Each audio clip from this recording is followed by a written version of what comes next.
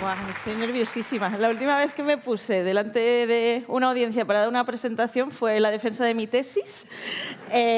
Como entonces siento que no me lo he preparado lo suficiente, en ese caso fue porque estaba preparando este viaje. En este caso es porque estoy preparando la vuelta a la adultez, básicamente. Bueno, esto va a ser un poco... Voy a contarlo en orden cronológico. El mapa de detrás es un poco la vuelta que hice. Entonces, bueno, a mí me han dicho que me centré más en barcos y demás. Yo quería hablar un poco del salseo, pero bueno, ya eso queda para las cervezas. Entonces, bueno, un poco de quién soy yo, ¿no? Efectivamente, el libro... Este libro lo leí, a mí siempre me ha gustado mucho leer, este libro lo leí, pues yo creo que tendría 14 años o algo así. O sea, se me quedó un poco en la cabeza pues la idea de la inmensidad del océano, ¿no? De que me encantaría poder ver eso. Luego, yo estaba en Alemania haciendo un doctorado. Esta fue la dedicatoria de mi tesis, que son mi madre y mi abuela. Bueno, estas son las botas de mi abuela. Mi abuela estudió biología y sí que bueno, ha sido profesora de biología y se unió a un grupo de geólogos y mi abuela ha viajado un montón. Ha estado en Australia, ha estado en Chile, ha estado en Islandia. Entonces, yo cuando empecé el doctorado necesitaba unas botas para el trabajo de campo y le pregunté... y le pregunté y me dijo que bueno, que ya tenía sus botas de su grupo de geólogos. Y efectivamente me venían bien y estoy muy orgullosa de haber podido dar esta vuelta con ellas. A ella, además, cada vez que le mando fotos era como ¡ay, las botas! Y han sobrevivido. Entonces, también ha estado muy guay. Entonces, el primer paso fue ¿cómo se busca un barco para cruzar el Atlántico? O sea, yo tenía la idea de, después del doctorado, yo no quiero ponerme a trabajar, se me termina el contrato y ahora mismo estoy como burnout, en plan, estaba muy estresada y yo siempre había pensado pues que me gustaría hacer como un viaje sin billete de vuelta. Tenía un poco en la cabeza la idea de la vuelta al mundo sin avión, aunque he de decir que en el libro este él lo hace con cargueros. Pero bueno, yo tengo mi amiga María, que sí que ella está muy metida en el tema de vela. Yo no me había subido a un velero en mi vida, ¿vale? Y entonces ella tenía como su sueño de cruzar el Atlántico en velero. Entonces, pues como por junio, julio, nos pusimos a buscar para cruzar el Atlántico, que tiene que ser en la temporada de noviembre, diciembre, porque hay unas temporadas para los viajes a vela. Y es cuando son los vientos alisios y tal. Entonces, nosotras publicamos en Facebook, hay un montón de grupos, pero hay de verdad muchísimos, o sea, Barco Stop, Find Crew Be Crew, luego están Crew Bay y Find a Crew, que son unas plataformas donde tú ya es como más profesional, como los capitanes ya se meten ahí para buscar a gente y tal, aunque son bastante incómodas de usar, he de decir. Y nada, así como conseguimos un montón de entrevistas, estuvimos haciendo entrevistas bastante tiempo. Yo estaba preparando mi doctorado, estaba todo el rato con las videollamadas y tal, y me vine a España a conocer a todo el mundo. Una de las entrevistas que hicimos fue con los chicos de La Peregrina, que viajaron a vela con sus perros y que luego les conocí en Colombia. La hice online la entrevista y luego sí que coincidí con ellos, pero que sí que ellos salían antes de mi defensa de tesis, entonces yo no podía. Y luego, al final, pues sí que contactamos con el Topaze.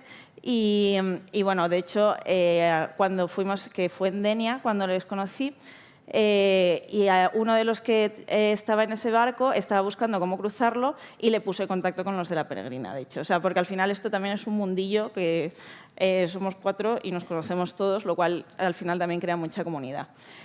Entonces, bueno, pues yo terminé el doctorado, defendí y una semana después cogí un tren. No lo recomiendo. O sea, yo debería de haber dejado más espacio y más tiempo para relajarme, disfrutar y tal. pero pues es lo que toca. Era porque al final pues los vientos son los que hay. Y nada, yo aproveché que yo tenía contrato hasta finales de diciembre, esto era noviembre del 22, ¿vale? Yo acabo de volver del viaje en plan este mes. Y eso, pues aproveché que todavía tenía contrato para pedir una conferencia en Francia para presentar un póster y así al menos pues el primer trayecto de tren me lo pagaron. Y luego pues ya diciembre pues lo pedí de vacaciones. Y nada, y ya nos fuimos me fui en ferry hasta Canarias. Y fue que, de hecho, en Canarias me dio la bienvenida el aniversario del quinto aniversario de la Vuelta al Mundo de Magallanes. Y allí pues ya empezaron los preparativos del viaje. Claro, tú no te quieres quedar sin comida en mitad del mar, ¿no? Entonces, bueno, estos son un poco como las notas que tomé yo de la comida que había que comprar y demás. Esto lo tomé mucho más tarde. Y luego pues era también cosas importantes. El vino. Entonces era, claro, una botella de vino pues se rompe. Entonces también estuve por Canarias dando vueltas para conseguir el vino en cajas. Y luego pues subirlo todo con el dinghy, por supuesto, a remo además, que ese dinghy encima no tenía motor, que no es lo normal. Y bueno, tuvimos que hacer 20.000 viajes. Y nada, y entonces con el barco estuve en Canarias, estuvimos pues eso de Canarias a... Bueno, este fue mi primer amanecer en el barco, de hecho, fue eso, en Canarias fui hasta el Hierro y del Hierro ya salimos hasta Cabo Verde, que eso fue mi primera experiencia, 5 días sin ver tierra. Pasamos Navidad en el barco, entonces hicimos como un amigo invisible en el que nos regalamos dibujos. Fue también... Bueno, esto es como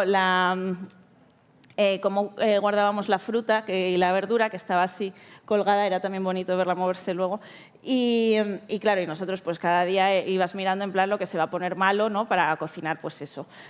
También tenía, en el cruce este barco concretamente, no tenía congelador y tenía una nevera muy pequeña y entonces pues las cosas frescas podías llevarlas justas. Y nada, después, bueno, estuvimos por Cabo Verde, esto es aguantado, que es muy bonito, la verdad, pero al final estábamos en Mindelo esperando que hubiese una ventana de viento para poder salir. Y había vientos muy fuertes y muchas olas, entonces como no sabíamos qué hacer, al final una de las chicas, o sea, ya al final decidimos que salíamos. Quedaba igual, que al día siguiente íbamos a salir. ¿Qué pasa? María y yo llevábamos... pues que llevaríamos 2 o 3 semanas solo con franceses, ¿vale? Entonces, era la pereza al final. Entonces, justo ese día llegamos a la marina de Mindelo y había un grupo de españoles que nos empezaron a decir, no, mañana no vais a salir si mañana es el peor día de viento, que va, esto no vais a salir, tal... Y a nosotras pues nos dejamos convencer, nos liamos, salimos de fiesta con ellos y a la mañana siguiente no había forma de despertarnos que tenían que coger nuestros pasaportes para sellarlos para el check-out de Cabo Verde. Los encontraron y tal. Y nada, y efectivamente salimos con muchísimo viento, muchísimas olas y muchísima resaca. O sea, no lo recomiendo, ¿vale? Fue también... bueno, la misión de ese día fue sobrevivir, básicamente. Y ahí, pues ya os digo que la biodramina no hace nada. Entonces, bueno, esto fue el cruce del Atlántico. Fueron 15 días sin ver tierra. Aquí, bueno, una de las cosas que llevábamos era el Garmin InReach, porque al final, claro, ahí pues obviamente no tienes ni señal ni nada que se le parezca. Entonces, bueno, sí que como era un poco nuestra unión con el mundo real, mi madre me iba mandando mensajes todos los días, que normalmente es bastante raro en ella, y bueno, y podían ir viendo por dónde íbamos. Nosotras, lo normal es cruzar al Caribe, pero nosotras cruzamos a Sudamérica, a Brasil, Entonces cruzamos la zona de convergencia, que es cuando están los vientos del norte y los vientos del sur, y pues entonces la zona donde se cruzan, pues a veces hay o muchísimo viento o nada de viento. A nosotros nos tocó nada de viento y entonces tenemos aquí eso, el mar como un plato, 3 días ahí parados. Y ahora poníamos el motor un poquito cada día, pero claro, no te puedes gastar la gasolina porque luego la necesitas para entrar a puerto. Nos bañamos, de repente yo me acuerdo de mirar para abajo la inmensidad, todo negro, o sea, me dio un vértigo en el mar, ahí en mitad del océano. Bueno, esto es para que os hagáis una idea de cómo es cocinar en un barco, ¿vale? La cocina se mueve un montón. Esto soy yo haciendo una tortilla, que me salió muy rica. Y nada, y esto es un poco Uy, bueno, no debería tener la música, no pasa nada. Esto es como nos duchábamos, que era con agua de mar, obviamente. Las velas, bueno, también podíais ver que tenía un montón de morados en la pierna, porque cada vez que cocinaba me iba dando golpes con el cajón de al lado. Por supuesto, pescábamos y aquí sí que fue... tuvimos también dramas de cruces del Atlántico. Una de las parejas que viajaba conmigo eran vegetarianos y no querían comer pescado y nuestra nevera era enana. Entonces pescamos un dorado de 1,5 metros. Estuvimos comiendo pescado toda la semana. Yo ya no sabía cómo más cocinar el pescado, de verdad. O sea, lo secamos, lo pusimos en aceite, en fin. Y nada, y al final llegamos a Brasil. Entonces, desde Brasil, nosotras queríamos ir a Patagonia porque estaba nuestra amiga Sete y queríamos llegar antes de que hiciese mucho frío allí. Llegamos en enero a Brasil, entonces, claro, ahí nos metimos en unos buses. O sea, creo que fue el segundo bus, fue uno de los más largos que he tomado en todo el viaje. Fueron 36 horas de bus, de Salvador a Río. Mi amiga era como, esta movida tuya de viajar sin aviones, en plan, ¿yo por qué me he metido aquí? Encima frío en el bus, bueno, con el aire acondicionado, bueno, fatal. Pero nada, llegamos y luego pues cruzamos a Argentina y yo lo único que sabía del viaje, yo lo único que había planeado era cruzar el océano y que yo quería llegar a Ushuaia por Argentina y subir por Chile. Y esto era como toda mi movida. Y ya, pues lo demás, pues tal. Entonces yo, efectivamente, quise llegar a Ushuaia. Mi amiga, cuando llegó a Perito Moreno, fue como, tía, que hace mucho frío. Yo me quiero ir al norte, perdón. Y fue un momento, y yo quería cruzar por Chile, y claro, iba a estar como sin cobertura y demás, porque me tomé un ferry de Puerto Natales a Caleta Tortel de 2 días y yo había quedado con ella en la Patagonia chilena como concepto, que bueno, a lo mejor había que haber sido un poco más específicos. ¿Qué pasó? Que cuando ya conseguí cobertura y tal, me escribió que odiaba Chile, que se iba para arriba, pero que además es que se iba para Argentina, pero es que además no se fue a la Patagonia Argentina, no, se fue a Mendoza, que está a más de 1000 kilómetros para arriba, y era como, tía, no te pillo, ¿sabes? Entonces, bueno, yo al final conocí a Antoine en el barco, que también como que tuvimos una conversación que una de las cosas que me preguntó fue, ¿y tú sabes ya por qué viajas? Y estuvimos luego viajando juntos durante 3 meses. A mí Chile me encanta, tengo muchísimos amigos chilenos, también fui a visitar a las casas de algunos de ellos o a visitar a algunos de ellos. Vi por primera vez un volcán activo en el Chaitén, sí. Luego eso, la locura de cómo pasa tiene unos ecosistemas que, bueno, soy ambientóloga, me gustan mucho los bosques, ¿vale? Entonces, como que allí tienen un ecosistema muy único que solo se da allí en Tasmania y en Nueva Zelanda, que son, pues eso, selvas tropicales con glaciares. Y claro, y luego también pues pasar de eso al desierto de Atacama, para mí fue una locura, la verdad. Y en el desierto de Atacama pues pude como fotografiar por primera vez la Vía Láctea. Luego conocí a Marcelo, que es por Izquierda Unida, que me ayudó a votar porque eran las elecciones aquí. Y para votar yo me tenía que inscribir como en el consulado, como residente temporal, y me mandaban las papeletas y gracias a él lo pude hacer.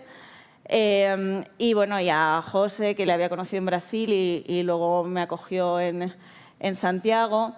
La verdad que fuimos también, estuvimos en unas ruinas arqueológicas con unos amigos que habíamos conocido también en la carretera austral. Luego, claro, aquí ya entraba mi movida de ¿y yo ahora cómo cruzo el Pacífico? ¿A dónde voy? ¿No? En plan, pues estoy desde América, ¿cómo se cruza el Pacífico? Entonces, bueno, crucé esta línea que veis, o sea, veis que el mapa al final es como muy marrón en un lado y muy verde en el otro. Bueno, pues cruzar esa línea en Bolivia por tierra también fue muy impresionante, llegar al Amazonas de Bolivia, en Rurrenabaque, que para mí fue increíble. Y nada, ya me despedí de Antoine, me despedí de María, que la volví a ver luego en Perú. Y me fui a Colombia porque estaba mi amiga Paula, que además es su cumpleaños hoy, así que si me ves, felicidades, que es la responsable de que yo me haya metido también tanto en los viajes, porque ella hizo la Ruta Quetzal y me metió en los encuentros de la Ruta Quetzal, y yo la primera vez que salí de Europa fue con ella a Colombia en uno de estos encuentros. Y también pues, fue muy bonito reencontrarnos en Colombia otra vez, que vino con su amiga Patri, estuvimos ahí varios días y tal. Y nada, yo como no sabía desde dónde cruzar, pues al final sí que decidí, porque mucha gente me había hablado de las Islas San Blas. O sea, la carretera panamericana tiene un hueco, y es el tapón de Darién. El tapón de Darién es la zona que une Colombia con Panamá. Pues ahí pues es una selva densa, súper peligrosa, que por ahí no se puede ir, ¿vale? Entonces, si quieres cruzar, pues tienes que ir en barco o en avión.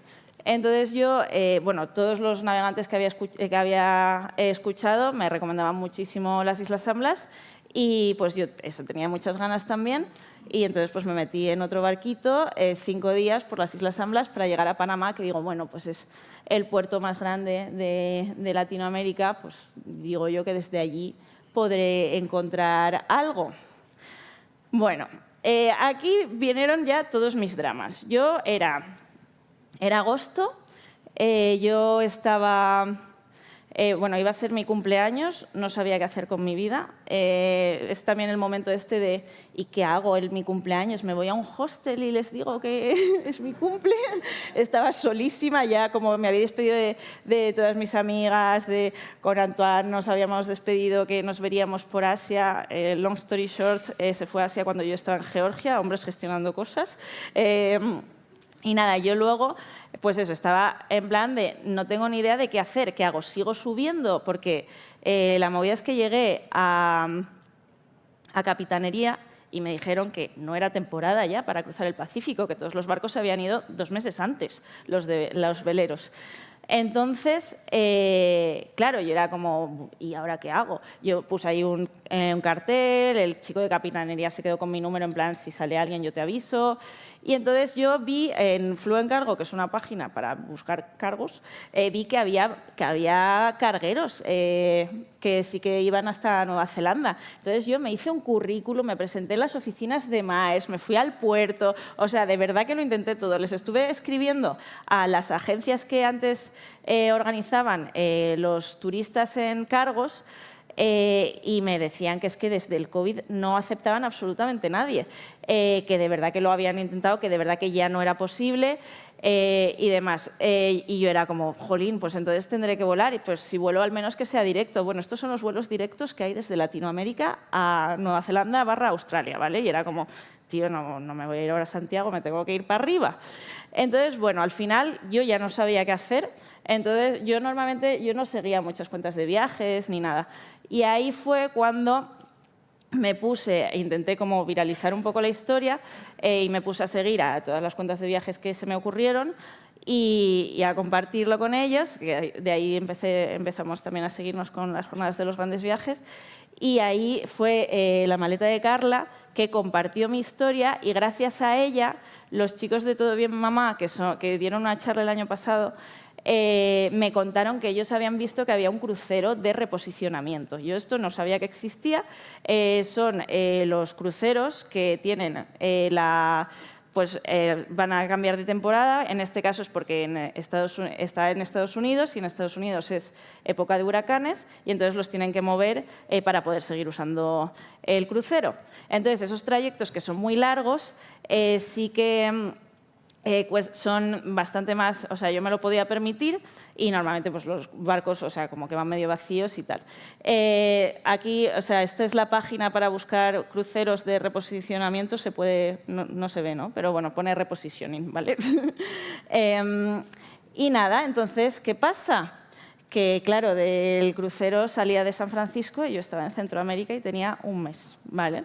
Entonces, bueno, al final esto fue pues, una locura de horas de buses, básicamente, pero es verdad que en el camino, esto hablo también de los grupos de contacto, ¿no? Yo al final pues sí que tengo, pues pertenezco a Izquierda Unida, a la Federación de Izquierda Unida Exterior, y gracias a ella también he conocido a mucha gente que me encontré en el camino, y luego de la Ruta Quetzal, pues, gracias a la Ruta Quetzal, a gente de la Ruta Quetzal me pude quedar en una casa preciosa en Costa Rica, porque de bioconstrucción, con los monos pasando por arriba, o sea, fue increíble.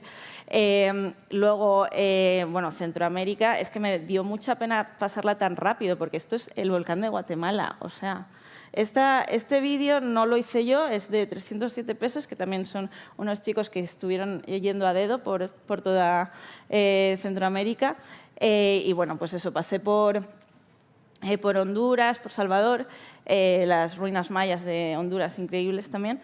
Y luego México, pues tuve que correr mucho, me la pasé básicamente entera en buses, pero bueno, sí que pude ver a una amiga que había conocido en Chile y me pude quedar en casa de la familia de mi amigo Nacho, que está aquí, que me acogieron y luego me dieron las llaves para ir a su casa de San Miguel de Allende, que fue aquello maravilloso, de repente tener una casa para mí.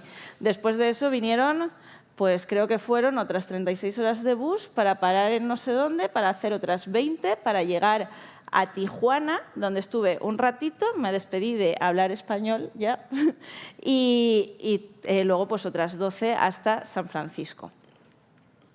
He de decir que a mí todo el mundo me decía también, uy, qué peligroso una chica sola por Latinoamérica. Donde más miedo pasé fue en San Francisco. El hostel donde me quedé era el más barato y costaba $30 la noche. El siguiente más barato eran 40.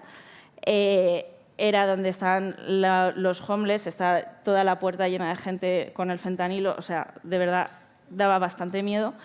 Pero bueno, luego pues pude llegar al crucero y claro, esto fue... A ver, yo estoy en contra de los cruceros, ¿vale? O sea, como concepto está todo mal, ¿vale? O sea, es lo que más consume, tienen también una de desechos de comida, luego es un tipo de turismo que te dejan a las 7 de la mañana, a las 7 de la tarde te tienen que recoger. La mayoría de gente ni siquiera hace un gasto en el sitio porque, claro, tienes la comida ya en el crucero y tal, pero claro, yo llevaba de mochilera por Latinoamérica 8 meses. Entonces, de repente, yo tenía mi habitación con baño propio, tenía, pues eso, jacuzzi, piscina, comida ilimitada, no sé qué, aquello, y para mí fue como, bueno. Y ahí estaban, y paramos en Hawái, en Tahití y en la Samoa Americana, que para mí fue un sueño, o sea, me dio mucha pena que solo te dejan ahí, pues, 12 horas, y sí que es verdad que yo ahora sí que quiero cruzar el Pacífico a velero, me encantaría, la verdad. Conocí también, era de como salía de Estados Unidos, había pues eso, mucha gente de Estados Unidos, sobre todo muchas personas muy mayores, y me contaron que, de hecho, hay muchos que viven allí porque viven en los cruceros porque les sale más barato, porque tienen médico. Entonces, les sale más barato vivir en el crucero con alojamiento, comida y médico que vivir en Estados Unidos pagando un seguro médico, que me pareció también muy fuerte. Y nada, y llegué a Nueva Zelanda, porque estaba allí mi amiga Claudia, que había hecho una Work and Holidays en Australia de 1 año y eran como sus últimos meses allí. Entonces, claro, pues se vino a Nueva Zelanda conmigo y luego nos fuimos a Australia. Fue muy guay. Además, bueno, he de decir aquí que usamos muchísimo Couchsurfing y yo aquí sí que quiero animar sobre todo a las mujeres a ser hosts en Couchsurfing, porque yo me habré quedado en más de 50 casas y creo que de mujeres habrán sido 3. O sea, yo creo que es una pena, porque también es una forma... En Australia era muy guay porque era mucha gente mayor que se ponía el perfil en Couchsurfing, pues más sobre todo para tener compañía. Y es que yo creo que yo voy a ser esa persona cuando sea mayor. Yo que venga la gente joven a contarme sus historietas, por favor. Y nada, sí que luego me fui... bueno, Claudia se fue. Bueno, fuimos a Cairns, a la selva más antigua del mundo, que esto es una pasada. O sea, tiene especies en común con Madagascar de cuando los continentes estaban juntos, ¿vale? O sea, son cosas muy locas. Y nada, yo me fui a Tasmania, que en Tasmania, bueno, la cantidad de animales es una locura.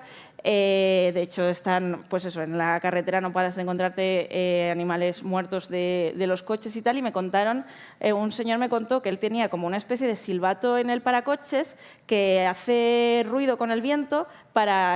Nosotros no lo escuchamos, pero los animales sí. Y me lo dijo rollo, esto debería ser obligatorio en todas partes en Tasmania. Me pareció bastante guay.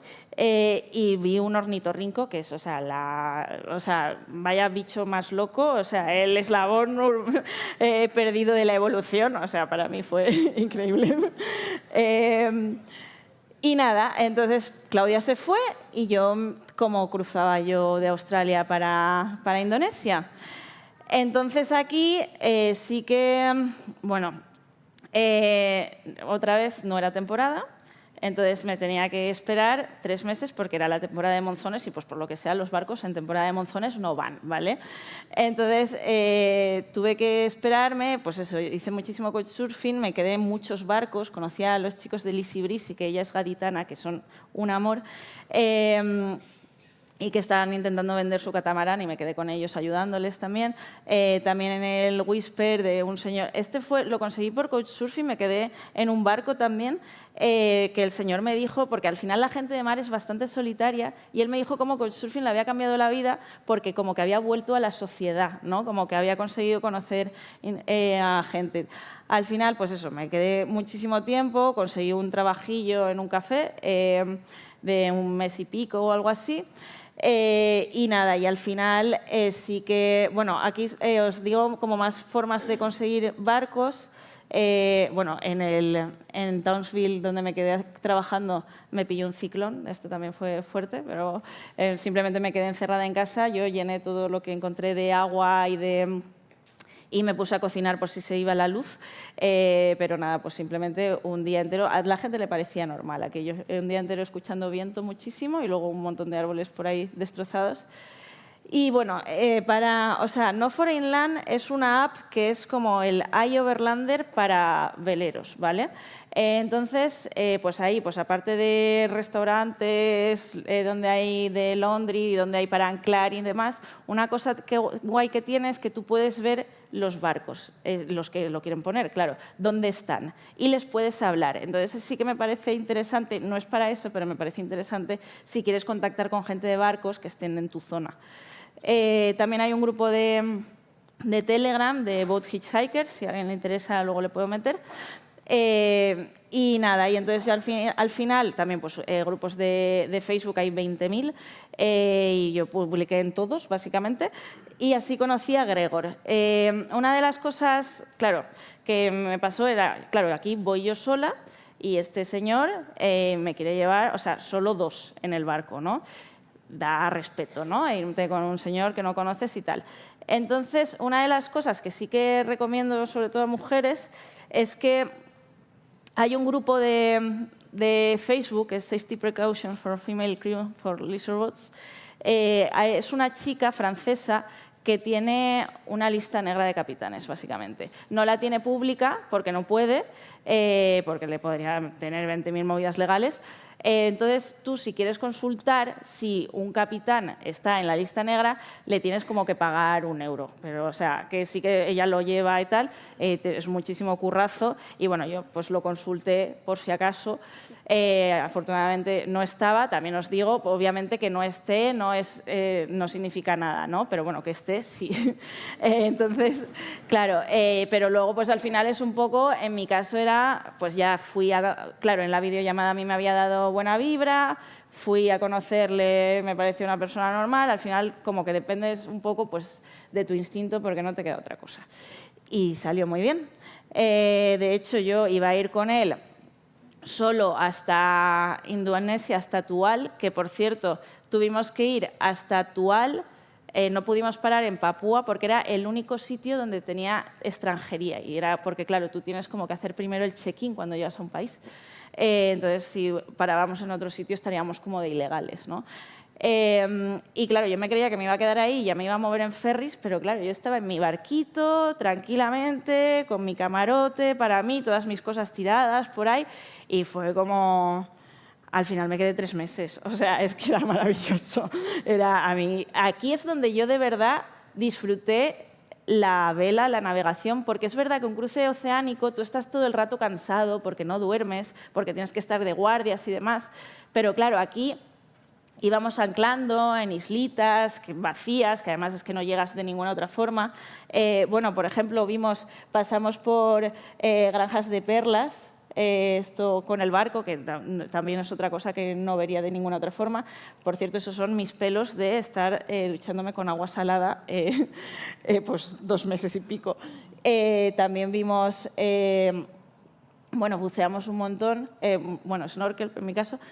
Sí que llegué a las Islas de las Especias, que para mí fue también muy especial porque me estaba leyendo un libro sobre la Vuelta al Mundo de Magallanes y él lo que estaba buscando era esas islas. Entonces, claro, para mí fue como muy bonito también poder llegar allí. Y eso es la nuez moscada, es así, en el original es una fruta, y ahí están los bosques de nuez moscada. En este volcán, como buceas en la colada de lava que tiene corales creciendo, es increíble. A mí Indonesia es un sitio al que volvería 1000 veces porque además no conozco ni la mitad porque es enorme. Aquí una cosa interesante fue también que, claro, no teníamos internet la mayoría del tiempo y lo que teníamos era una Lonely Planet, que ya que son patrocinadores, pues lo cuento, porque la verdad que a nosotros nos descubrió un montón de sitios súper guays que al final es como... O sea, como que tú buscas algunas islas de Indonesia en internet y no creo que te salgan. Y allí sí que estaba como todo listado. Y bueno, y así llegamos a la cueva esta que tenía para bañarse, que era una pasada.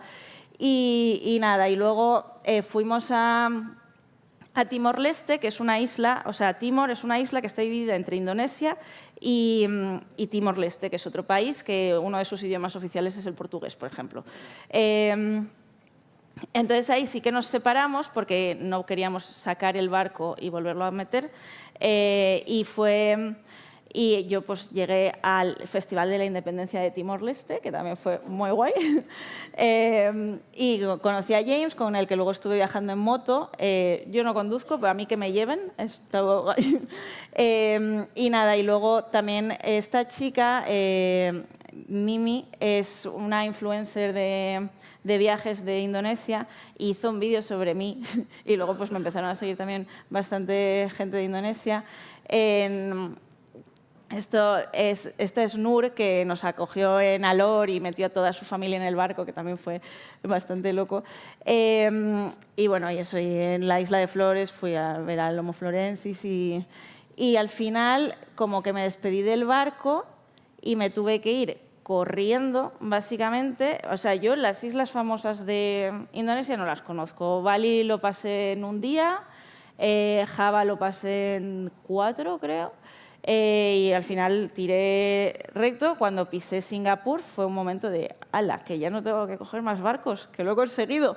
Luego llegaron los problemas de visas, pero bueno. Y nada, en Malasia vino mi amiga Natalie y yo luego tuve que irme hasta Hong Kong en un mes. O sea, yo sudeste asiático, la verdad que no vi mucho. Es verdad que tampoco tenía muchas ganas porque es verdad que el rollo mochileros, aquí la mochilera por excelencia, pero la verdad que me daba bastante pereza de que al final todo se ha convertido como en una checklist, ¿no? Que la gente ya no visita sitios, hace sitios, ¿no? Y has hecho no sé qué. Y era como que me daba mucha pereza también como la misma conversación over y over. Y bueno, entonces tampoco es como una zona que algún día quizá con vehículo propio o algo así, no sé. Allí conocí en Vietnam a Calvin. Y bueno, yo tenía que llegar a Hong Kong porque venía mi mamá. Entonces, mi madre, que no viaja mucho y por primera vez pisó Asia para venir a verme, porque claro, llevaba fuera año y medio y ya estaba mi madre en plan, pero a ver, ¿cuándo vas a volver? Y si no, ¿qué hago?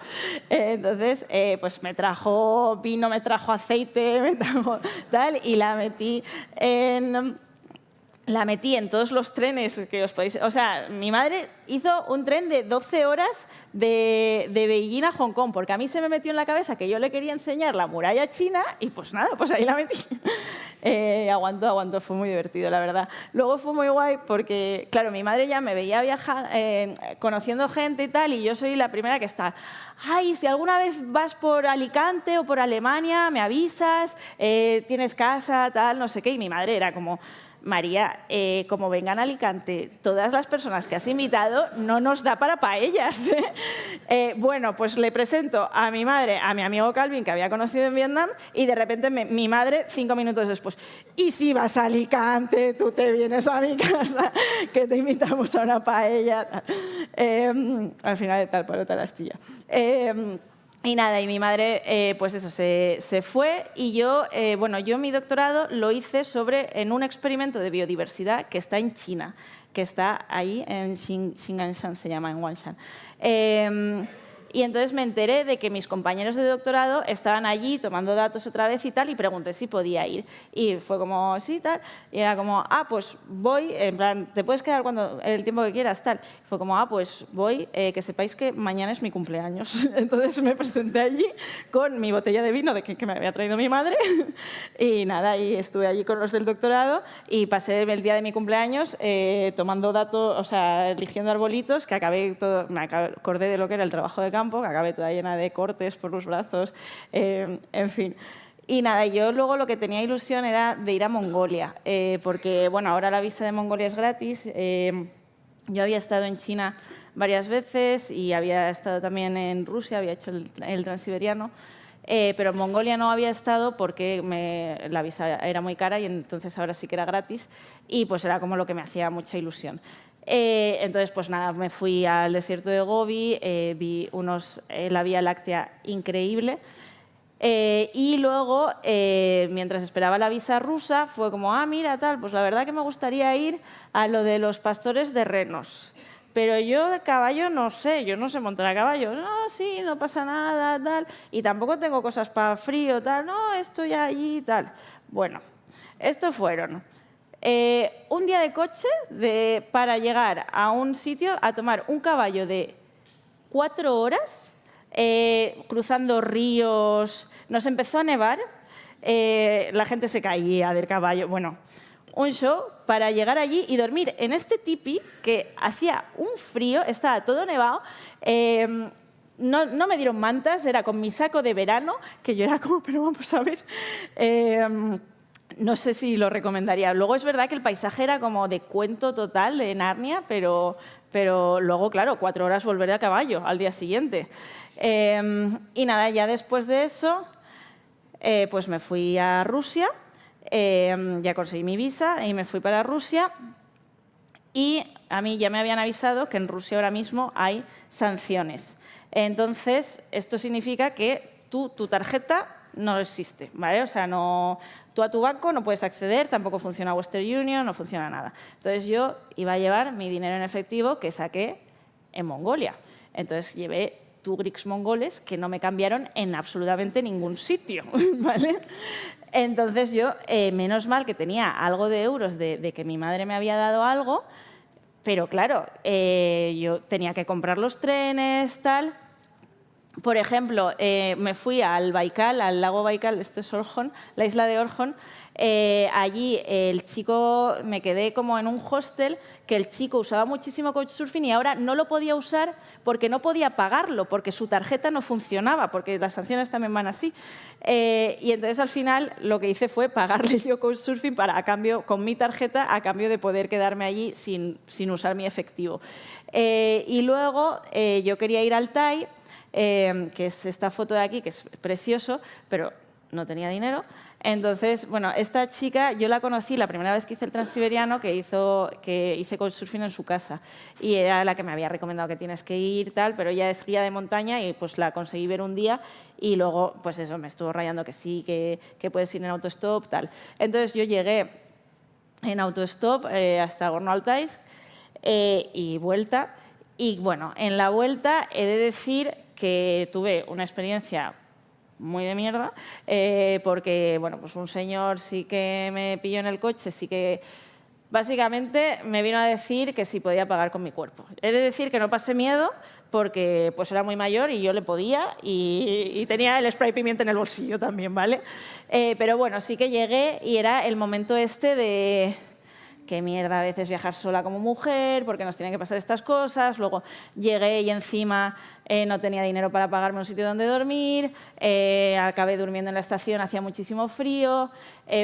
Días de mierda, que muchas veces pasan en los viajes, ¿no? Bueno, pues al día siguiente, o sea, ya por la mañana, llegó una señora a la estación que de repente se extrañó muchísimo de que yo no hablase ruso. Y dice, de España, católico. Y yo, sí, España es un país católico, tal.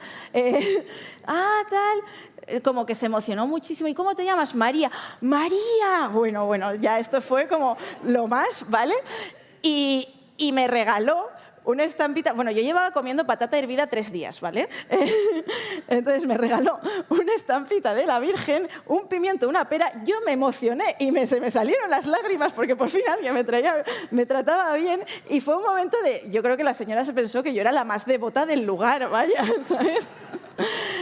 Y bueno, y entonces luego... o sea, yo no sabía qué ruta tomar para Europa. Una de las posibilidades que había tenido en su momento era de Indonesia tomar un barco a África, que de hecho sí que conocía a un chico, o sea, conocía a un capitán con el que había estado que lo iba a hacer. Pero es verdad que, claro, luego hubiese tenido que cruzar toda África y es verdad que ya mi dinero empezaba a ser limitado. Luego, la otra idea que tuve era, bueno, claro, por abajo, pero ya al final me hacía ilusión ir a Mongolia. Y mi amigo Jaime vino a Uzbekistán. Entonces ya pues fue como, bueno, me quedo por Asia Central y luego, claro, las opciones eran o por Turkmenistán, que es como tienes que ir con guía, es carísimo y ahora mismo no me lo podía permitir, por Afganistán, que como mujer sola, pues la verdad, no me apetecía. O luego yo creía que se podía cruzar el Caspio en ferry, pero resulta que Azerbaiyán desde el COVID no acepta a gente entrando por tierra. Entonces ya no sé, o sea, puedes salir por tierra, pero no puedes entrar por tierra. Entonces solo se puede ir en avión, así que a Azerbaiyán pues no he ido. Y entonces pues ya solo me quedaba otra vez volverme por Rusia. Eso, estuve con mi amigo Jaime por Uzbekistán, que nos fuimos hasta el mar de Aral, que bueno, esto, o sea, es una movida ambiental que si a alguien le interesa, luego me pregunte porque me apasiona el tema. También tomamos muchos trenes. Me fui a Tayikistán, ahí vi a Paula Belenda, a How I Met Travel, que ha saludado también antes, que era cuando había tenido ella el accidente con la moto y se quedó allí en Dushanbe. Y nada, y yo luego, con gente que había conocido en el hostel, pues alquilamos un Toyota Land Cruiser y nos recorrimos la carretera del Pamir. ¿Qué pasa? Que el Toyota lo teníamos que dejar en Tayikistán. Entonces, Claro, para cruzar de Tayikistán a Kirguistán había ahí un paso fronterizo que a nosotros nos dijeron, si pagáis 200 euros os enviamos un taxi. Era como, ¿cómo vamos a pagar 200 euros por un paso, por un taxi? Nada, hacemos autostop o andamos, tal. Bueno, eran más de 20 kilómetros, así, por nieve. No pasó ni un solo coche en todo el día. Nos tocó hacerlos con todas nuestras cosas encima. Hacía mucho frío, altitud, tal. Yo, por supuesto, iba con mis botas, que tienen ahora un agujero en este lado. Se me congeló un dedo. O sea, luego está bien, mi dedo sobrevivió a todo esto, pero sí. Y luego pues me tocó ya una vez en Kirguistán, bueno, luego me fui a Kazajistán y desde ahí ya conseguí la visa rusa y fue 40 horas de tren hasta Novosibirsk para hacer otras 20 hasta Yekaterinburg, para hacer otras 40 hasta Volgogrado, que Stalingrado. Esta es la madre patria, que si veis las personitas aquí detrás, o sea, es la estatua más impresionante que yo he visto, la estatua de mujer más grande que hay. Y todo esto las prisas otra vez, era para ver a mi amiga Paula, que es la misma que vino a Colombia, que vino con Juan, con su pareja, a Georgia. Y nada, y estuvimos, para mí fue también muy raro, luego como estar con ellos, pero luego cuando se fueron, yo me quedé, era como, Georgia ya se siente muy Europa, y era como sentir el final del viaje, pero mal, ¿no? Porque era como invierno, como gris, no sé, hacía mucho frío, estaban las protestas, estaba todo cerrado. Pero luego me fui a Chipre, bueno, me fui a Turquía y vi el Mediterráneo y era como, vale, la vuelta a casa, pero bien, de la luz del mar, el mar, tal. Y me fui a Chipre, que se vinieron mis amigas, Natalie, la que estuvo en Malasia, y Marta, a pasar Navidad conmigo, que fue muy bonito también. Esto han sido las Navidades estas pasadas. Y luego se vinieron mis amigas a Estambul y me fui con Claudia, que es la misma que estaba en Australia, al Kurdistán turco, que, o sea, la hospitalidad kurda es una cosa que no voy a olvidar nunca.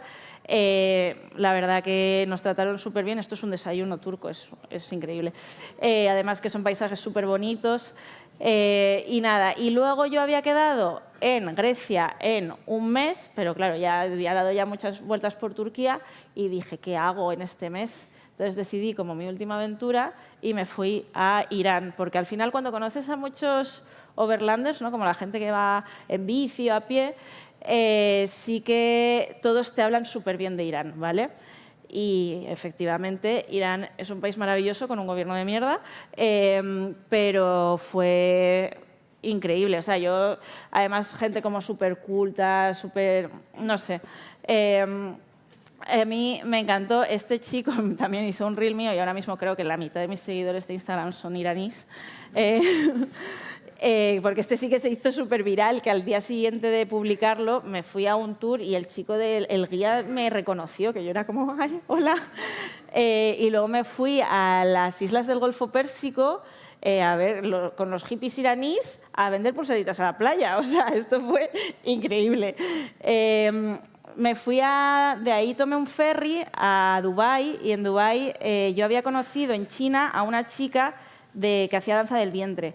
Y entonces como que me invitó con sus amigas, que vivían todas juntas, y me invitaron al desierto a ver el espectáculo de danza del vientre, zona VIP, en plan Panchi.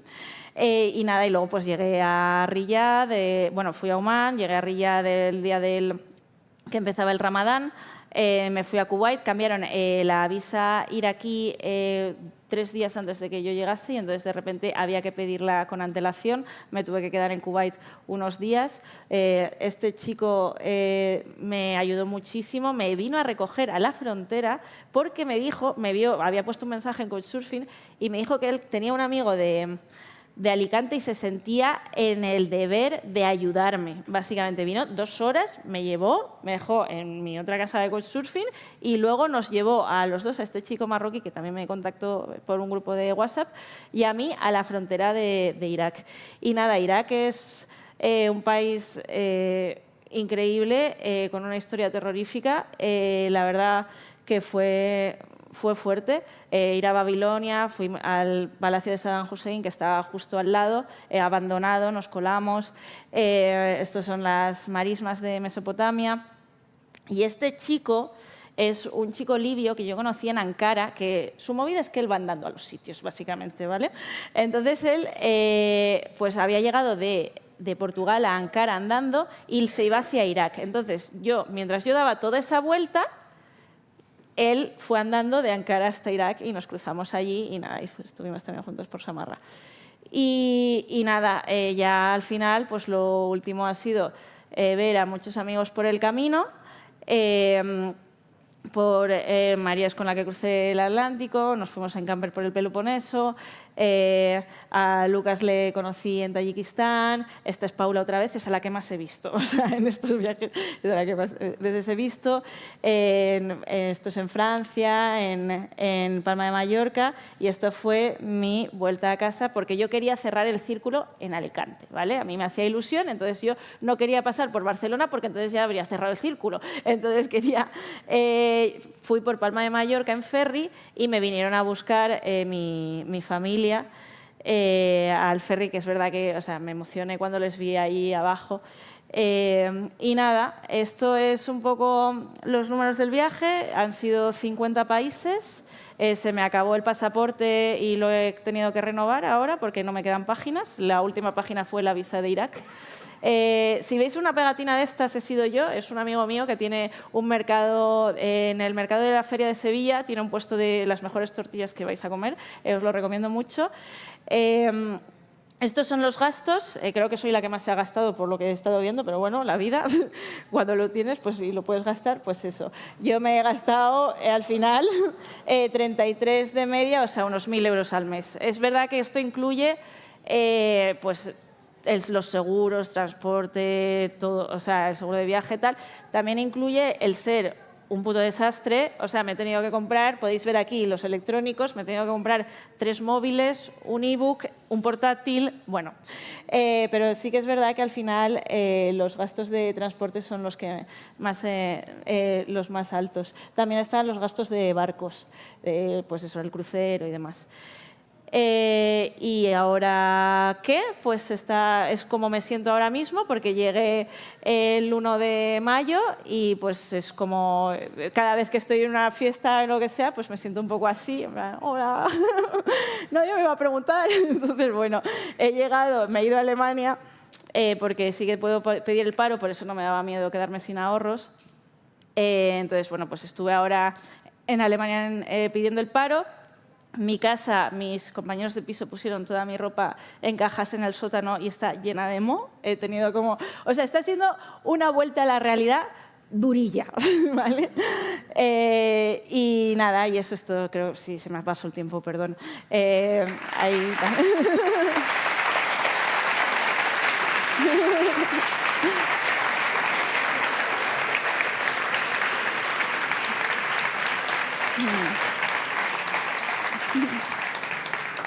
María, muchísimas gracias. No sé si quieres beber un poco de agua después de esta charla, pero ha sido estupenda. Menudo viajazo.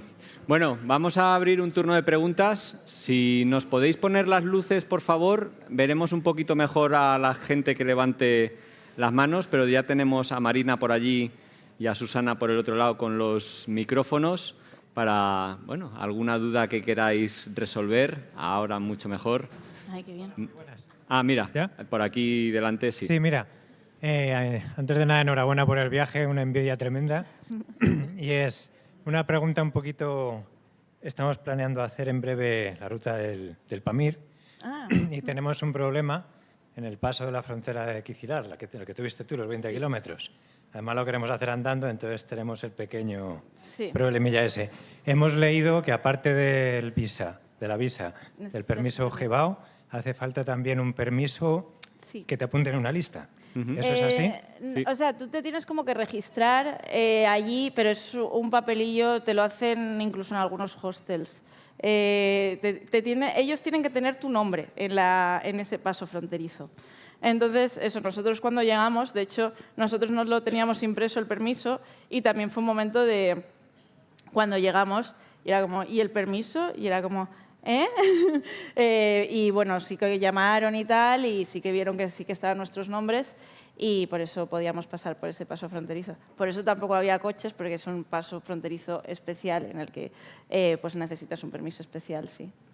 Pero no es difícil de conseguir. En Murgab, que va a ser la última ciudad antes de bajar a la frontera, lo tramitáis en 3 o 4 días. En 3 o 4 días. Lo hacemos en sentido contrario. Pues más fácil todavía. En Osh, perfectamente, os lo tramitan. Sí. Pero que yo sepa, de sentido opuesto no hace falta. Es para entrar en Kirguistán, por lo que yo tengo entendido. Es verdad, no yo es creo para que salir. también, pero no, claro, es que lo hemos En hecho cualquier los caso, dos. cuesta $10, es algo que te tramitan con una fotocopia o con tu pasaporte, en fin, es muy sencillo de organizar y hay 3 o 4 agencias que te lo hacen. Luego te paso el contacto de las 3. Venga, muchas gracias. Venga. Allí al fondo hay una preguntita. Allí me dicen... Bueno, no sé. Laura, tú querías preguntar, ¿no? Bueno, pero el micrófono ya está allí en el streaming, así que vamos a pasarlo. Ay, perdón. Pues se ha conectado Chiringotero y dice, qué pedazo de aventura, María. Y pienso, luego viajo, dice, nuestra admiración, María, sobre todo en el primer viaje, porque una vez estás en mitad del océano no hay marcha atrás. ¿Se te pasó por la cabeza que igual no te pudiera gustar o lo obviaste?